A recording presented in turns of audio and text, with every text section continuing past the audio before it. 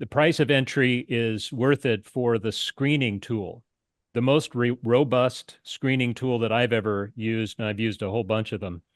So I've programmed in using IBD's proprietary metrics, among other things, a number of scanning tools that I use. I don't run these every day, but when I'm kind of stuck for trading ideas, I do run them and I see what's on the list. Sometimes just running a scan, like if you're looking at strong stocks, right? Stocks that are up at the top of the list for relative strength, group relative strength, accumulation distribution, timeliness, comp score, SMR, et cetera. And you see that the number of stocks that pass through all your filters getting smaller and smaller, you know you're in a market that's weakening. Right. And the opposite is true for a strong market. So let me just show you real quick. We can run my A-list scanner. And so we've got the stocks that pass through the filters down here below. There are 23 of those. I can show you a quick look by opening up the editor here of what's in the scan. And I need to move it a little bit so I can see it.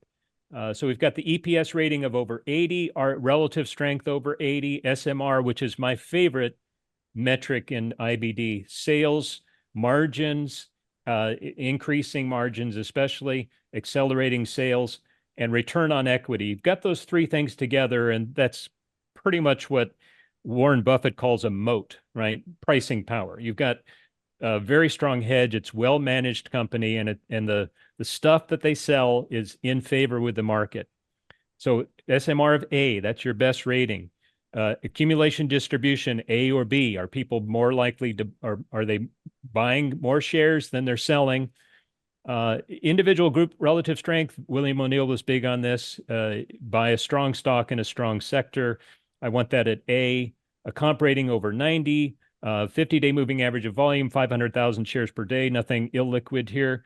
Current price over 15.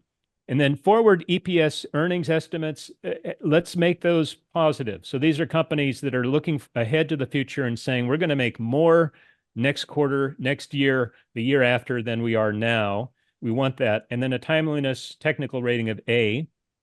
We put those all together, and let's see what comes up on our list here. So here is a Vertex. I think this was in one of your lists there, leaderboard or swing trader, one of the two for a little while.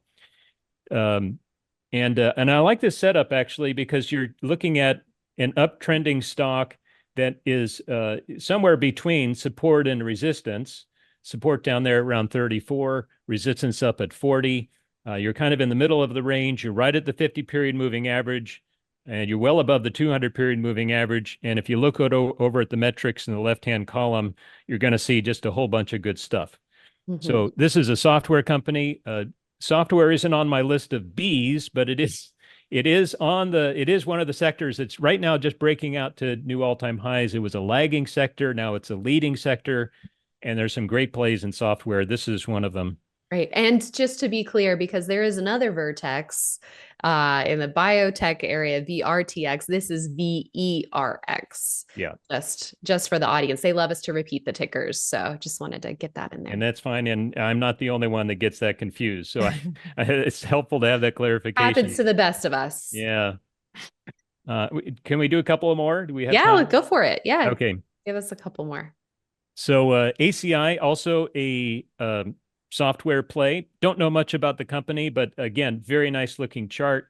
I think if we go to the weekly chart, we will see, there it is. This green line here is showing you earnings getting stronger as we go along. As long as that green line is rising, you're in a company that's in a growing phase.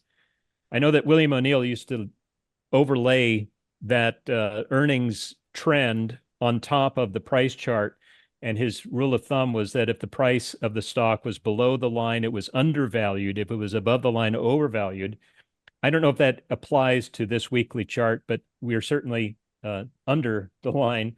But we just want to see that line rising, right? Yeah, just so you know, the charts that he was looking at the time, they had a scale that was basically kind of letting you know where the PE was. So a lot of times it would be, the earnings would be set to like a 10 PE or 20 PE, depending on the volatility of the stock. But for our first pass at the earnings line on market surge, we didn't put a scale to it because the problem is that you then run into the price a lot.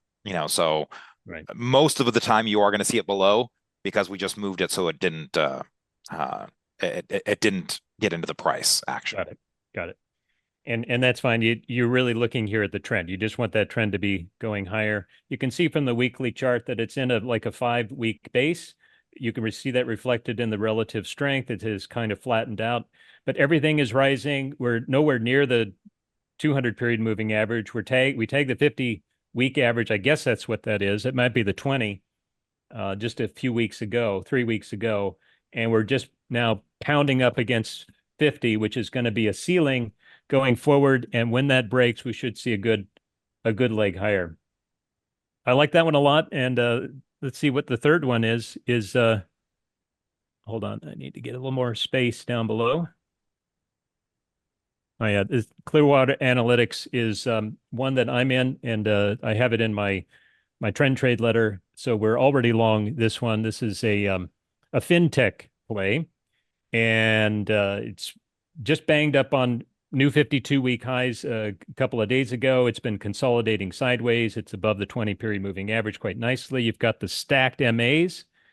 Real simple tip, by the way, to know if you're in an uptrend or downtrend. If you see 20 above the 50, 50 above the 200 stacked in that way, you're in an uptrend. And if it's anything else, you're in something that's a trend, a trading range, or even a downtrend. And this is very nicely stacked.